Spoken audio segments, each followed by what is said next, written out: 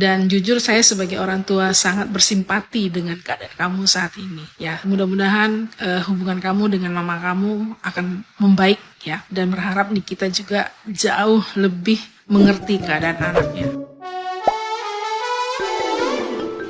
Hola netizen yang tercinta, Loli, anak Nikita Mirzani kini tinggal di kosan setelah sempat ditahan dan diperiksa kepolisian London. Loli sempat menggegerkan netizen yang terhormat dengan kabar bahwa dirinya dilaporkan ke polisi. Namun, kabar bahwa dirinya sempat ditahan di kepolisian London langsung dibantah oleh Loli. Loli mengaku bahwa ia diperiksa polisi. Polisi memeriksa Loli karena dilaporkan oleh Eda, teman sekolahnya yang sempat menampung Loli di London. Eda disebut melaporkan Loli ke polisi dengan status anak hilang karena keluar dari rumahnya. Loli kini diketahui sudah tidak tinggal lagi bersama keluarga Eda. Setelah menepis kabar bahwa dirinya ditahan di kepolisian London, Loli mengaku saat ini sudah tinggal di kosan. Keluarnya Loli dari rumah Eda pun sempat memicu spekulasi yang beragam dari netizen yang budiman. Pasalnya, sejak tinggal di rumah Eda, Loli mengalami perseteruan yang semakin hebat dengan Nikita Mirzani. Loli pun sempat disebut hilang oleh Eda setelah keluar dari rumahnya. Ia mengaku bingung karena yang semula tidak mau ada drama justru harus sampai ke polisi. Loli mengungkapkan bahwa alasannya keluar dari rumah Eda karena tidak ingin menyakiti hati keluarga Eda. Semenjak Loli tinggal di rumah Eda, keluarga temannya itu diketahui mendapat sejumlah hujatan dari netizen yang berbakti, yang bersifat personal. Tidak mau keluarga sang teman semakin sakit hati, Loli pun memutuskan tinggal di kos-kosan.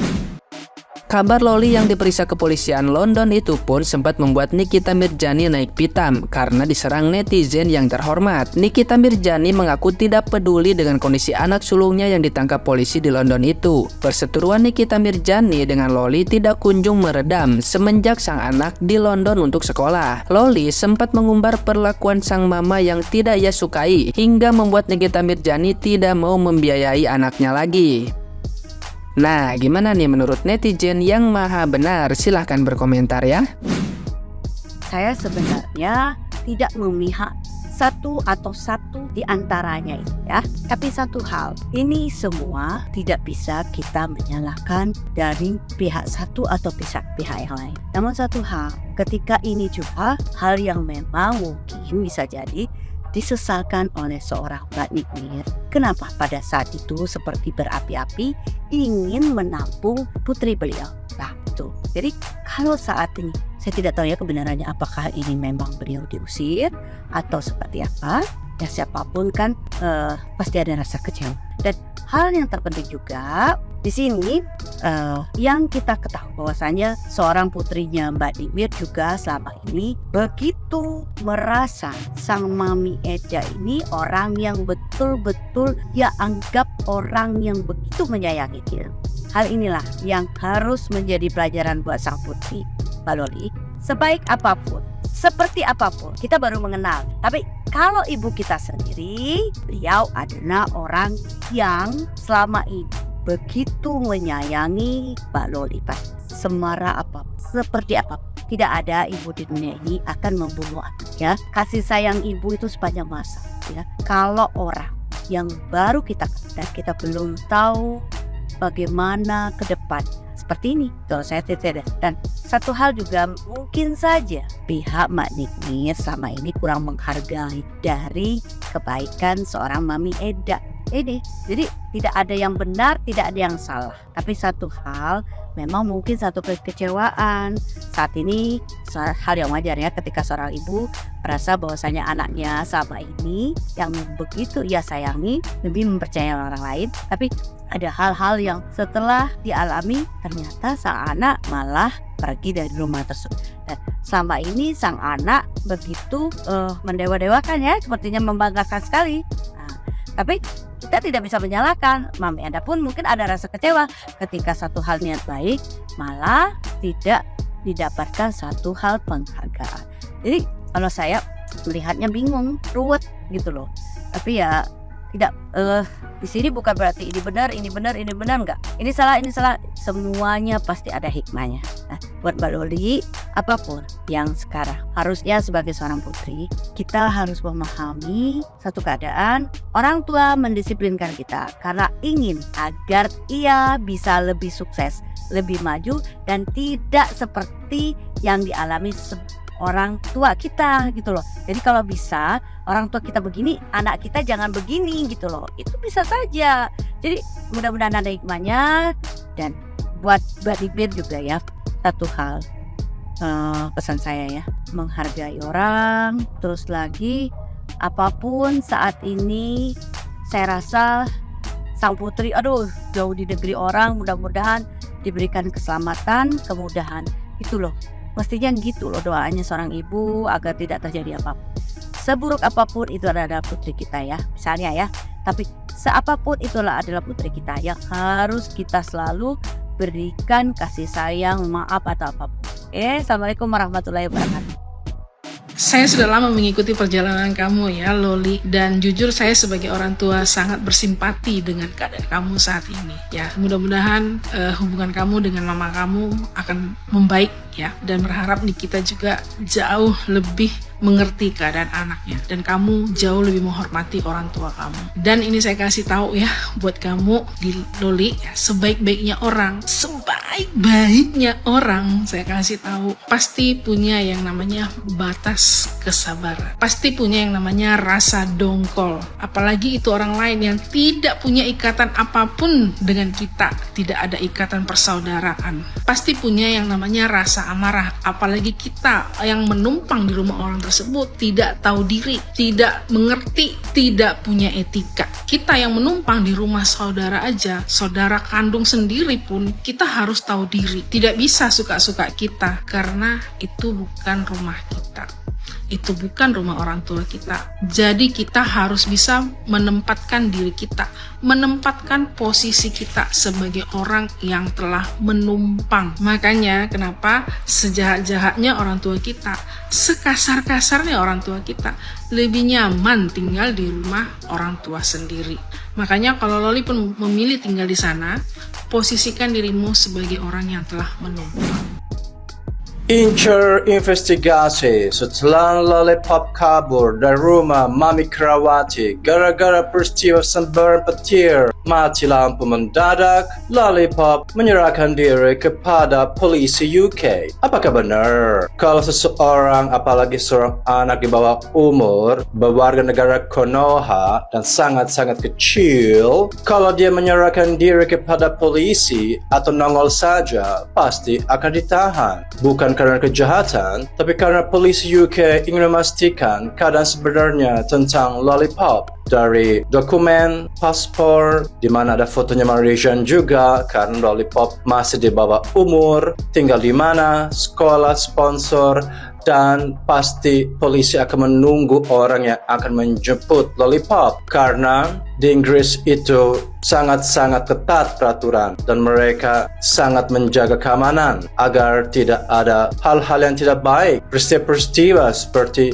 human trafficking. Dan kita bicara warga negara asing yang masih di bawah umur yang nongol di kantor polisi. Apakah ini benar? Apakah ini merupakan bokis-bokisan? Sesuai dengan incer investigasi Om Bule, netizen mengatakan sebenarnya Lollipop ini ke kantor Social Security, Social Service, yaitu untuk kantor sosial tentang urusan perlindungan orang atau anak dan juga untuk urusan mencari tempat tinggal. Oleh sebab itu Lollipop mengatakan bahwa dia sudah sekarang di kamarnya atau di tempat tinggalnya. Namun sesuai dengan incer investigasi Om Bule telah membuat screenshot. Ya maaf, saya kepo sedikit. Saya melihat ada CCTV di situ. Tidak mungkin kalau kamar kos-kosan itu memiliki CCTV, karena tidak mungkin si landlord yang punya rumah pengen intip semua kegiatan si para siswa atau mahasiswa atau para penyewa. Menurut saya jangan kita bokis-bokisan, karena kalau kita mulai bokis-bokis kecil nanti akan jadi besar